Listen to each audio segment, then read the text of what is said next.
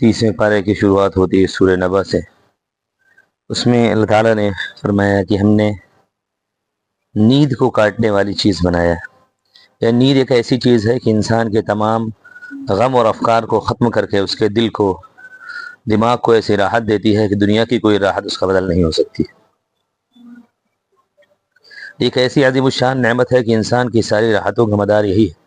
اس نعمت کو اللہ تعالیٰ نے پوری مخلوق کے لیے ایسا عام فرما دیا کہ امیر، غریب، عالم، جاہل، بادشاہ، مزدور، سب کو یہ دولت یکساں نصیب ہوتی ہے۔ بلکہ دنیا کے حالات کا تجربہ کریں گے تو غریبوں اور محنت کشوں کو یہ نعمت زیادہ حاصل ہوتی ہے۔ وہ مالداروں اور دنیا کے بڑے نصیبوں کو بہت مرتبہ نصیب نہیں ہوتی۔ ان کے پاس راحت کے سامان، راحت کا مکان اور سردی گرمی کے اعتدال کی جگہ، نرم گدے، تکیے سب کچھ ہوتے ہیں، مگر نیند کی نعمت ان گدوں، تکیوں یا کوٹھی بنگلوں کی فضا کے تابع نہیں۔ وہ اللہ کی ایسی نعمت ہے جو براہ راست اس کی طرف سے ملتی ہے۔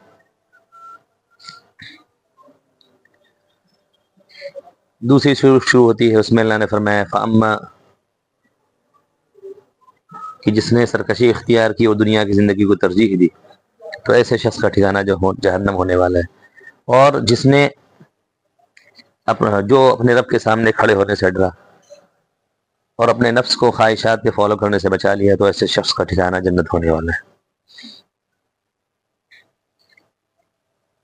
اس کے بعد ایک نئی سورہ شروع ہوتی ہے، سورہ تکویر۔ اس میں اللہ تعالیٰ فرماتے ہیں کہ جس وقت زندہ دفن کی ہوئی عورتوں سے، لڑکیوں سے قیامت میں پوچھا جائے گا کہ کس گناہ کی وجہ سے انہیں دفن کیا گیا۔ بچوں کو زندہ دفن کر دینا یا قتل کر دینا سخت گناہ کبیرہ اور ظلم عظیم ہے، اور 4 مہینے کے بعد کسی حمل کو گرانا بھی اسی درجے میں ہے، کیونکہ چوتھے مہینے کے بعد روح پڑ جاتی ہے اور وہ زندہ انسان کے حکم میں ہوتا ہے۔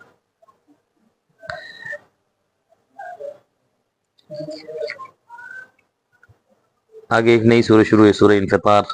اس میں اللہ تعالیٰ فرما رہے ہیں کہ انسانوں تمہیں اپنے کریم رب سے کس چیز نے دھوکے میں ڈال دیا۔ اللہ تعالیٰ نے جس شکل میں چاہا انسان کو بنایا، کروڑوں بلکہ اربوں انسانوں کی شکل و صورت میں ایسے امتیازات پیدا فرما دیے جو ایک دوسرے سے مشتبہ نہیں ہوتے، صاف اور نمایاں امتیاز رہتا ہے۔ تو جس ذات نے پیدا کیا انسان کو، سب سے بہترین سانچے میں ڈالا، اس ذات کی نافرمانی کیوں کی جائے۔ سورہ تطفیف میں ہے ہلاکت ہے ان لوگوں کی جو کمی کرتے ہیں، یعنی جب ناپ کر دینے کی باری آتی ہے تو اس میں ڈنڈی مارتے ہیں، خود لینے کی باری آتی ہے تو پورا لے لیتے ہیں۔ اور یہ حق میں کمی کرنا یہ صرف یہاں نہیں ہے بلکہ بہت ساری اس کی شکلیں ہو سکتی ہے۔ کسی جگہ انسان جاب کرتا ہے، ملازمت کرتا ہے، تو جتنی اوقات ہے اس پورے اوقات کو اس میں استعمال کرنا ہوگا، ورنہ اس میں بھی ڈنڈی مارنا پایا جائے گا۔ سورہ انشقاق، اس میں اللہ نے فرمایا کہ جس کا نام اعمال بائیں ہاتھ میں ملے گا تو وہ موت کو پکارے گا، انہ کان فی اہلی مسرورا، وہ دنیا میں بہت مگن رہتا تھا اپنے اہل و عیال میں، آخرت سے بے فکر رہتا تھا، بخلاف مومنین کے کہ ان کو دنیا کی زندگی میں کبھی بے فکری نہیں ہوتی، ہر عیش و راحت کے وقت بھی آخرت کی فکر ضرور لگی جاتی ہے، جیسا کہ قرآن کریم نے ان کا حال بیان کیا، انا کنا فی اہلنا مشفقین، کہ ہم اپنے عیال میں رہتے ہوئے بھی آخرت کا خوف رکھتے تھے۔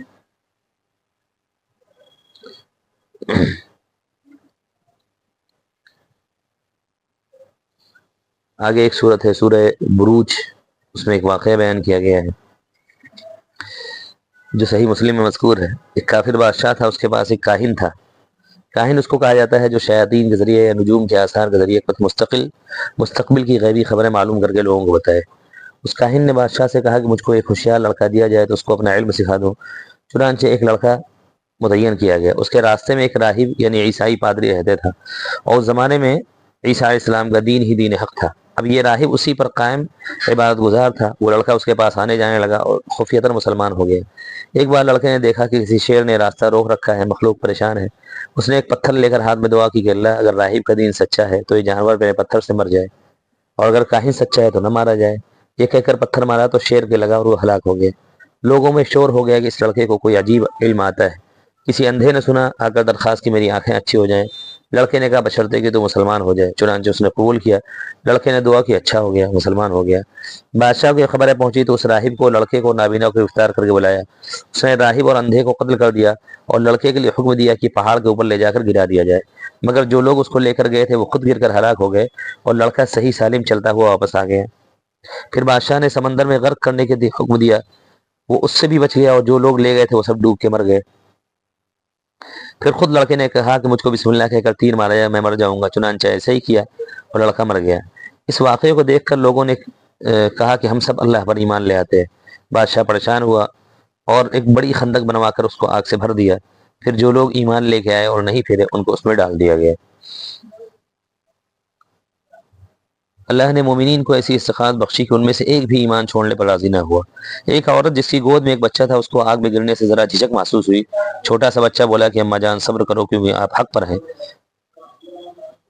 جو لوگ اس طرح دہکتی آگ میں جلا کر اس ظالم نے قتل کیا ان کی تعداد بعض روایات میں 12,000 منقول ہے. آگے ایک نئی صورت شروع ہوتی ہے. وہ اکواب موضوعہ, پانی پینے کے برتن کو کہا جاتا ہے کوب, اکواب جیسے آپ خورے گلاس وغیرہ, یعنی اپنی مقررہ جگہ پر پانی کے قریب رکھے ہوئے ہوں گے. یہ فرما کر آداب معاشرت کے ایک اہم باب کی طرف رہنمائی کی کہ پانی پینے کے برتن پانی کے قریب مقررہ جگہ پر رہنے چاہیے, اور تاکہ پانی پینے کے وقت تلاش نہ کرنا پڑے ورنہ تکلیف ہوگی لوگوں کو. آگے ایک آیت ہے کہ جو قیامت کے قریب بلکہ موت کے قریب بھی انسان کو, مومن کو خوشخبری سنائی دی جاتی ہے کہ اے پاک جان چل اپنے رب کی جانب, اس حال میں وہ تم سے راضی تم اس سے راضی.